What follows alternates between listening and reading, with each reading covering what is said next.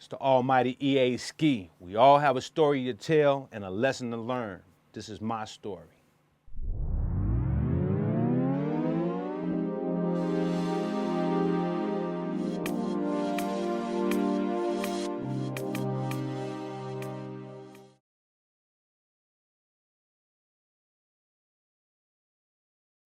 Yo, what's good with it? It's the almighty EA Ski, and this is my story coming from my mouth.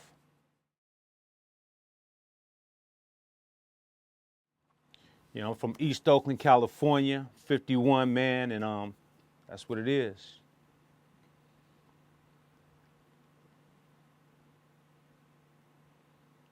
How would you say was your upbringing? Poor, middle class, or rich? I say, middle, what I'm saying, for what it was. I mean, my parents probably, they made me feel like it was middle anyway, because they worked hard.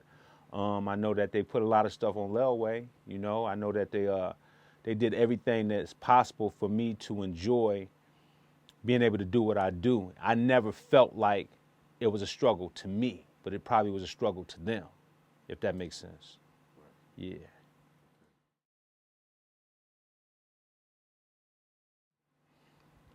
What I thought I would be as a kid, I want to be a martial artist. I want to be in the martial arts. And, I admired, I first admired Jim Kelly and, then I got into Bruce Lee, watching all those movies coming up, so that was one of the biggest things I wanted to do was be in the martial arts. Was y'all watching the Shaw Brothers movies back then?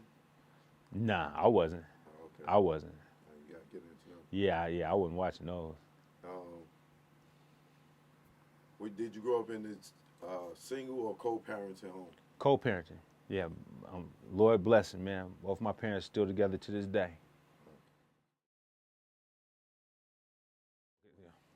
How far I got in my education, I went to college, what I'm saying, for a little bit, but I was traveling and I was fighting. And so, I wind up, backing off of college for a little bit and was, fighting across the country and then wind up getting into music. So more or less got into more of a trade. And talk about like how you got into music. How I get into music. I got into music because I love, just the culture of hip hop. I've always loved music, period. My family, was up on a lot of music, from the Dramatics to, just older music, James Brown on down. And then hip hop came in, and I really, really got inspired when I heard Run DMC. That really kind of really made me want to take it seriously, just the way it made me feel. So yeah, Run DMC kind of inspired the music part of me. And then when did you get into it as a career? It took years, man. I mean, I got into it, basically just practicing and doing talent shows, and those transferred to, people liking you, doing my own independent records. That started kind of like, getting a little big for me in my community. And then I started, shopping, back then they called them demos, 3-song demos, sent them to like, Jive Records and, some of the big labels, and got some rejections. I still have some rejection letters, you know what I'm saying? But that was the part of me getting into it and start to really try to take it seriously to try to go pursue, get a real situation for it, All right, cool. What was your first career choice? Martial arts. My career was, I was a world champion fighter, in the world, 3-time heavyweight fighting in the world. So, that kind of, stemmed from me being like 7 years old, got into it. And as I, slowly got into it, started being a champion fighter, you know what I mean? And that was paying, like I was getting a lot of prize money, went to the Seoul Korea Olympic Games in '88. So, a lot of this stuff is, was just me being dedicated towards martial arts. So that was my first love and passion. Okay.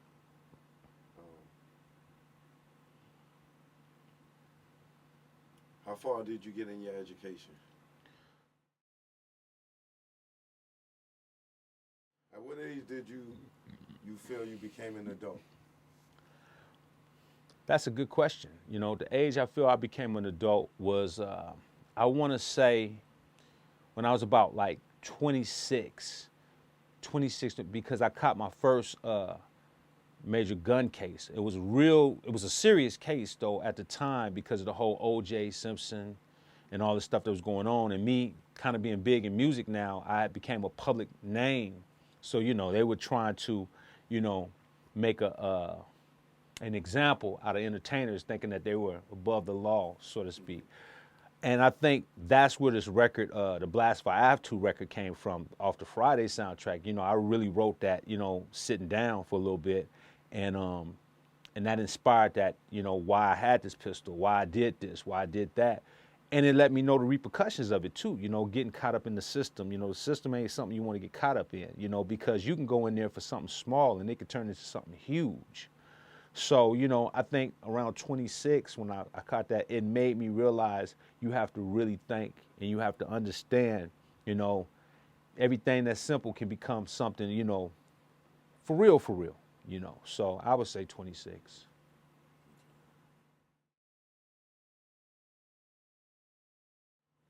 At what age did you make the career choice that most people know you for? Um,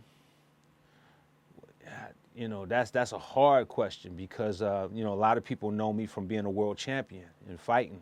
You know, like they know me as Sean Adams, you know, like a world renowned, you know, I was in the magazines, I was in some of the top magazines in the world, you know, as far as a fighter. So they know that side of me, and then they know the side of me as being a, you know, a legendary producer artist.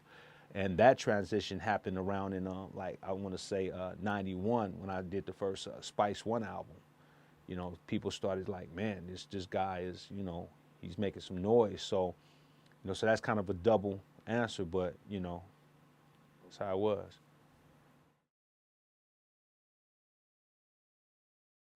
What were your early struggles pursuing your dreams as a fighter and as a producer?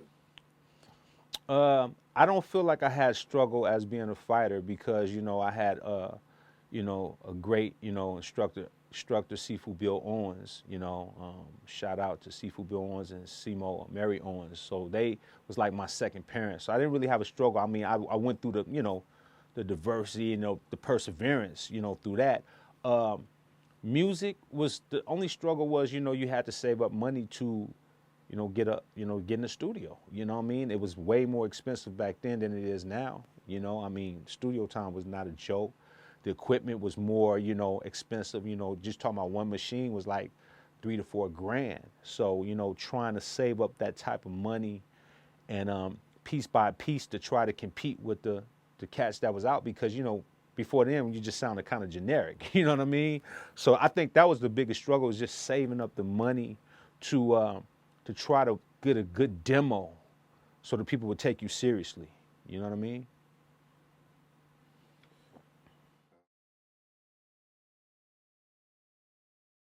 What were your early struggles pursuing your dreams as a fighter and as a producer?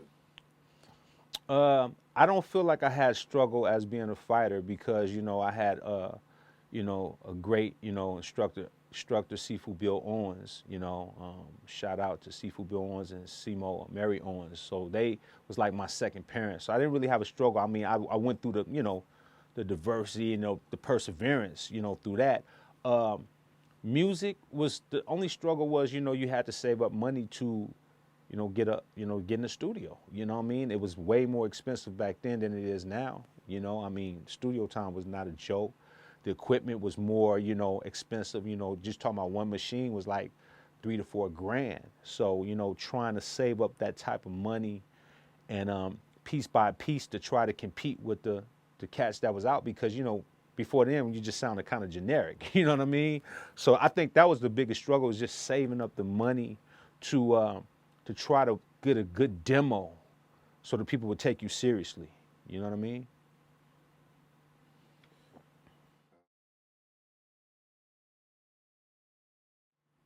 Did you have anyone close to you that doubted you in your dreams? All the time.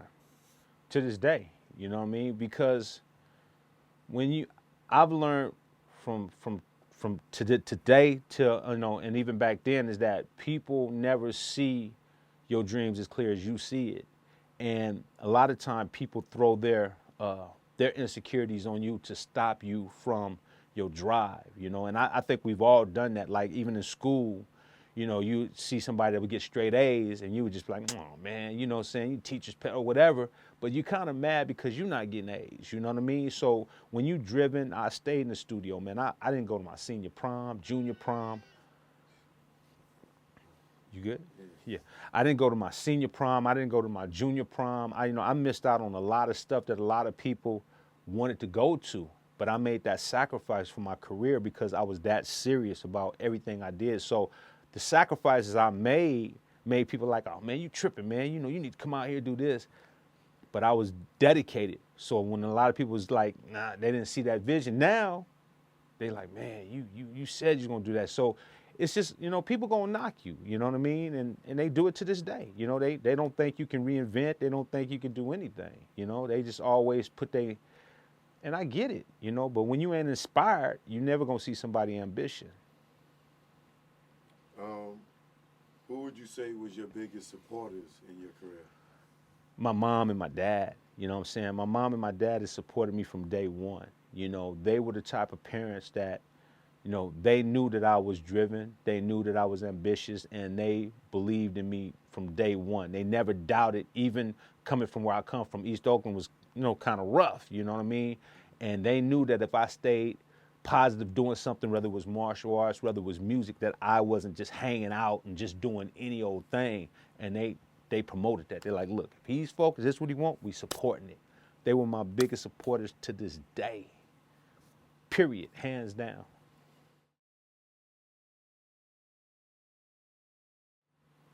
What is the highlight of your journey?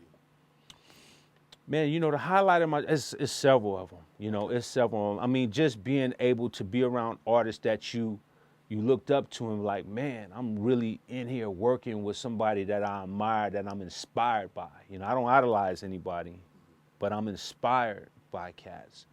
And to be in that situation where these cats are inspired by my work, coming from Oakland, you look at the area you come from, you look at it, it's like this to me.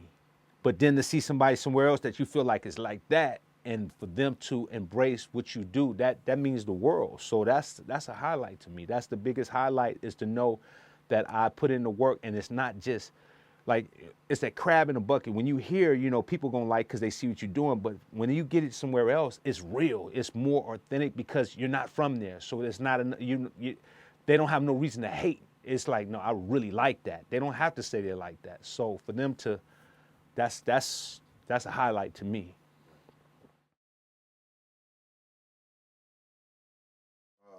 What was the worst part of your journey?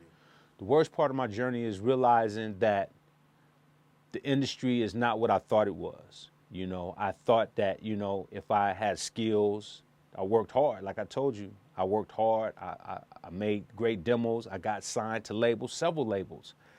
And when you get to labels, you start realizing that they have a different agenda than what you thought it would be. You thought if I turned in this good music, it'd be this, be that. It's not like that. That's a terrible thing for anybody to find out that, Santa ain't real. You know what I mean? You know what I'm saying? It's like, you've been told that this is, and I think a lot of kids, they getting in this business and they're starting to see it a little bit more now that, it's not what you think it is. And I had to learn the hard way going through it early on. I know it even more now, but even early on, I didn't see it. I was young. So I kept going these labels thinking that they would love me because my material, they love the material, but as soon as you get in the system, it's a system. And it ain't the system that you really want if you don't, I have a lot of strong moral values. I have a lot of mentors that's positive. So when you get that other energy, I had to walk away from a lot of stuff that a lot of people thought I was crazy for walking away from, especially my DreamWorks deal.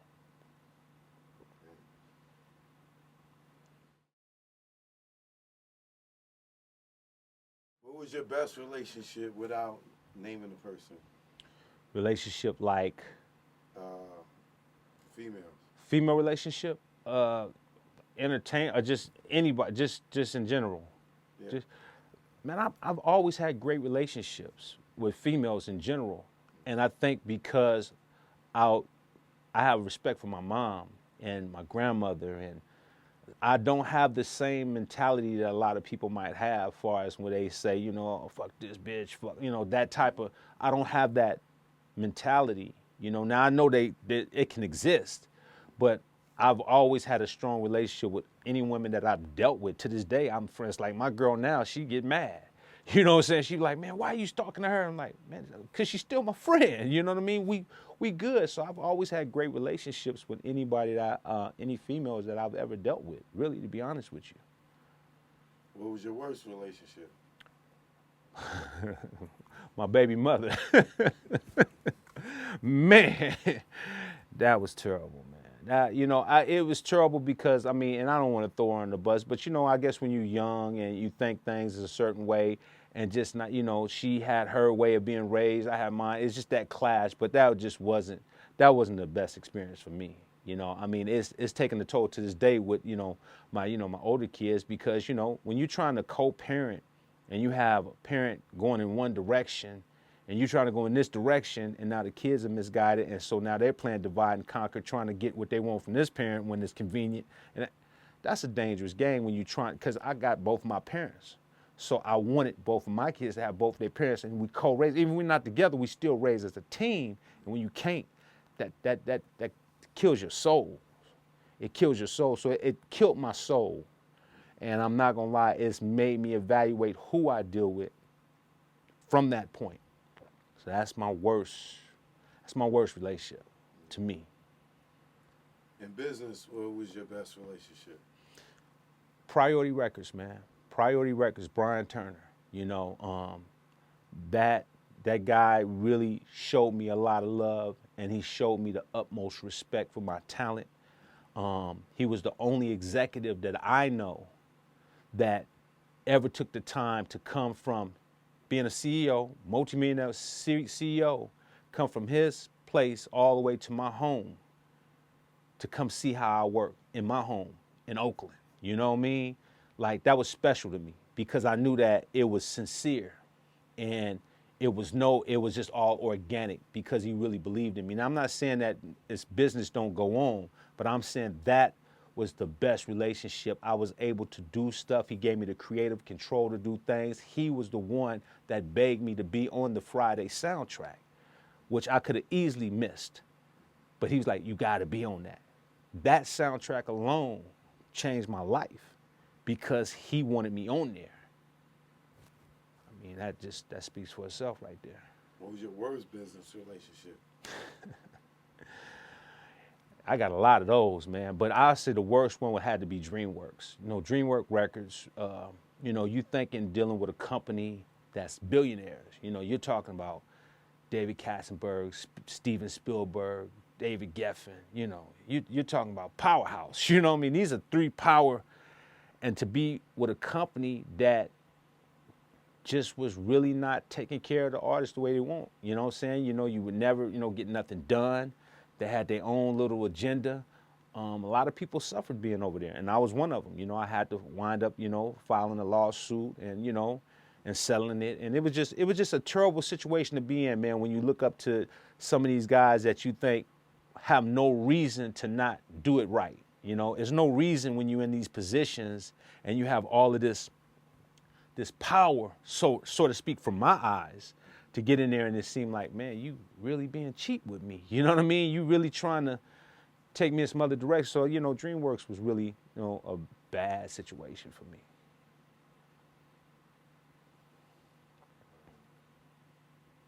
So what do you think about relationships overall? Far as just overall relationship, whether it's just whoever you're dealing with in general. I think from what I know is that you have to have discernment. You have to know and talk to that person and see where they're coming from. And kind of, I listen to what people say for me to get an idea on if it fits my temperament or we in the same ballpark of how we think and how long can we really, like there's some people you can deal with because you can play ball with them, play basketball, but then they have another mindset away from something you have in common, and you have to know, okay, we only good for playing ball. I get that. Or we can have deep conversations because we had that, so we good for that. You know what I'm saying? Oh, we good because we like these type of movies, so we good. So I know that relationships is based upon understanding and having that discernment on what that person, and then if you find that person that you have that whole common thing, then that's just, that's one that I'm gonna stay around for the whole picture because we can do multiple things. But most people are so one-dimensional, you only really can deal with them for what they're strong at. And you kind of got to let it be, or else you will wind up clashing and not having that friendship because now is walking in other territories.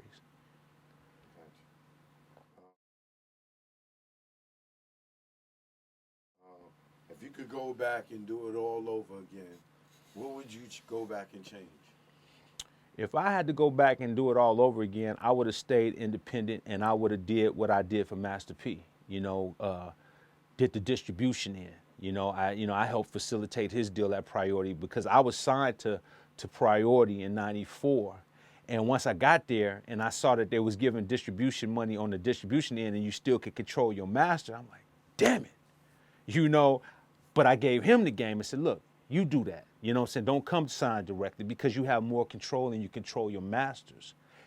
If I could have did that like that, I think that would have opened up a lot of more doors for me to help even more people because I would have had the money from them, I would have controlled the masters, and I would have been able to still cut checks to help other artists and facilitate the things that I'm trying to do with more creative. Because when you sign directly to a label, it's like it's just a bank now. And even though that's a bank, you have a little bit more control because you're bringing in the product and you kind of as a partner. So just understanding the business now, I would have made a little bit of tweaks, but other than that, I'm good.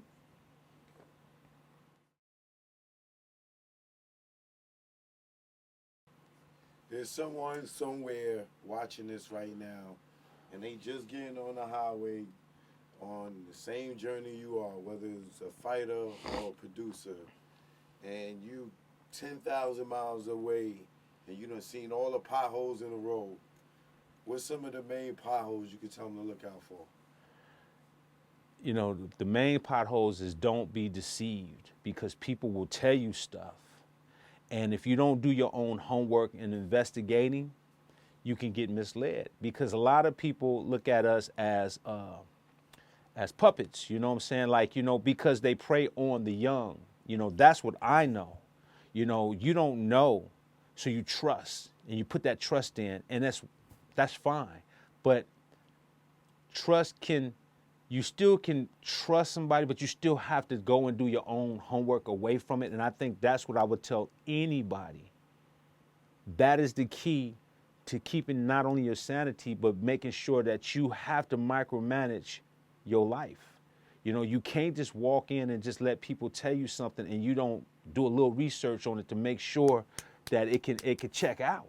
Or else, you're going to get what comes along with it. And, and I'm not saying, we all live and learn, but sometimes there's no get back from that. There's cats that just took words and there's no get back. So that's what I do know. I tell people, man, do a research. Don't just take everything you see and say, oh, yeah, okay. So what is your focus today in life and in business?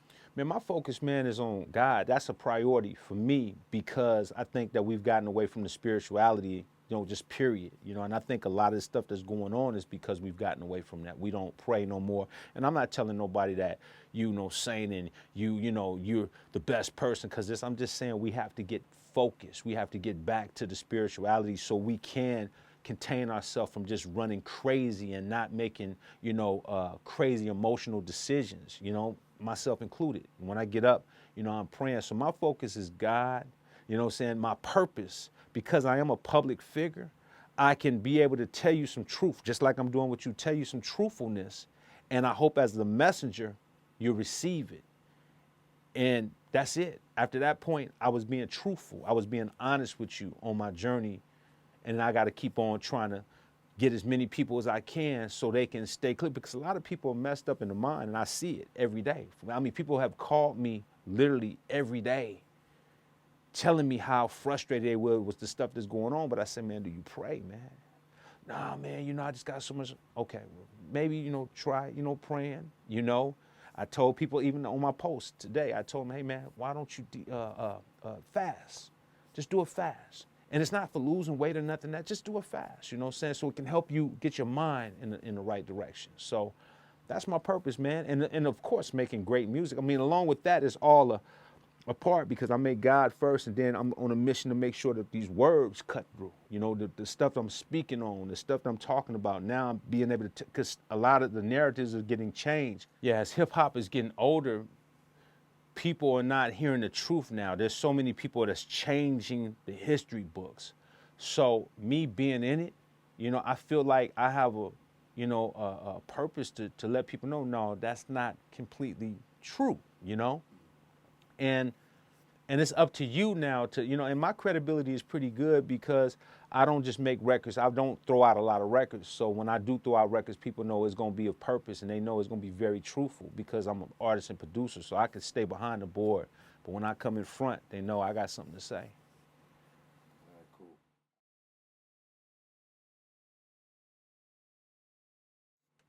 It's the almighty EA Ski. We all have a story to tell and a lesson to learn. This is my story.